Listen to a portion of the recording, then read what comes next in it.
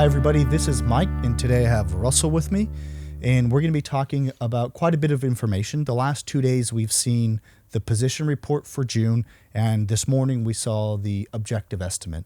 We'll quickly go over the June position report. Shipments for the month were down 33%.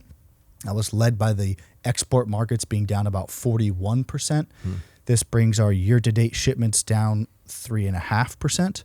And I think if July is flat, that's going to pretty much solidify an 800 million pound carry-in. So 36 million pounds smaller than last year, but kind of already priced into the market today.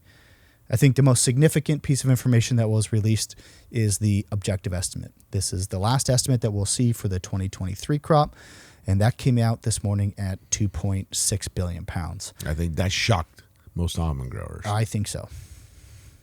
Shocked me. Yeah, and I think when we start looking through that objective estimate, the biggest head scratcher seems to be that non-prill. I mean, we would have thought that the non-prill looks the lightest out of all of the varieties. And you have the numbers there. But in their cast forecast, it was at 1% higher in nut count, right, and 9% in one weight.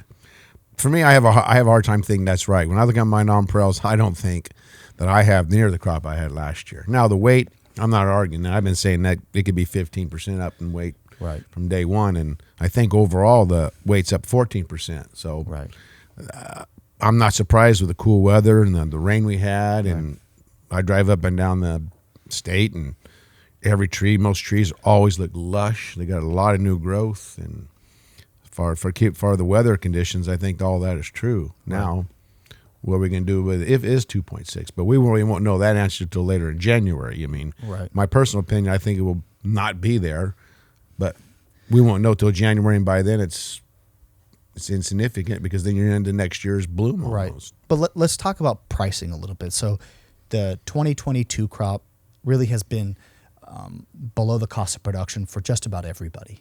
Okay, now we see a 2.6 estimate. With an 800 million pound carryout, we have 3.4 billion pounds, so slightly larger total supply than the 21, than the 22 crop total supply. Yes. So at this point in time, if 22 pricing was below the cost of production for most people, we can assume 23 at this point in time looks like it may be the same. So what are the solutions? Well, the solutions either the consumption has got to increase by 400 million pounds or 500 million pounds, or probably 200 or 300,000 acres of almonds have to come out worldwide or just in California. But also to that, I would think there's people who are going to be, if they don't push out, they'll be farming different than they have been. Well, I think, because you're not going to, if it costs you, being between $3,000 and $4,000 to grow your almonds, depending on your water cost, or of course water's going to be cheap this year because there's plenty of it. Yeah, you're going to be at a losing for 2 years now in a row. Yeah. So number one is we're going to have to fix the supply because consumption has been down for many reasons. So it's really about, hey, what can we control? It's about the production.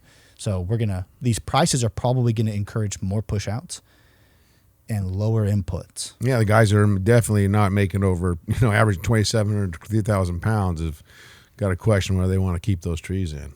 That's for sure. Right. Even then, it's not even a moneymaker. No, it's just going to it's going to be tough for a while. Yeah, going to have to make some pretty hard decisions. Yeah. So after the objective came out, we have been seeing active buyer population, really. So pretty much all markets are looking to buy. Prices look like they're down 9 to 15 cents, depending on the item. It feels like we're going to set a floor relatively soon because you have the activity and the participation from the buyers.